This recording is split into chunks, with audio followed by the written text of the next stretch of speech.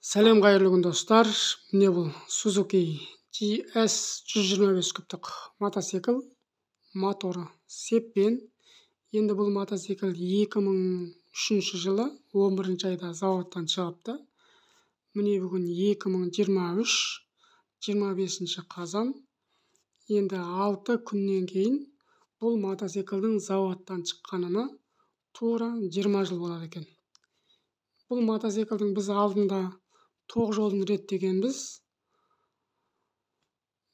Ол кезде бұның моторы аккумуляторды толық тоқпен қамтамасыз ете алмай қалған.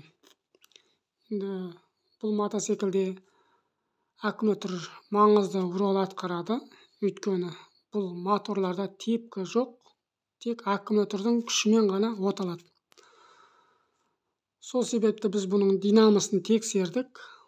Динамо тоқ беріп тұрды. Релесін тексердік.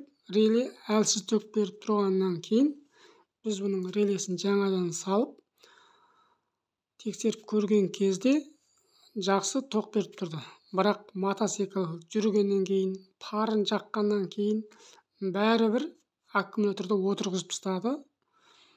Аккумуляторды толық тоқпен қамтамасыз ете алмады. Сондықтан біз бұның динамосын айырбастадық. Сол кезде барып қана аккумуляторды толық зарядка берді, тоғы дұрыс жұмыс жасады. Енді бұндай жағдай сіздерде де болуы әбден мүмкін. Моторын тексерген кезде тоқ беріп тұрады, релесін тексерсеңіз де тоқ беріп тұрады, бірақ аккумуляторды толық тоқпен қамтамасыз ете алмайды.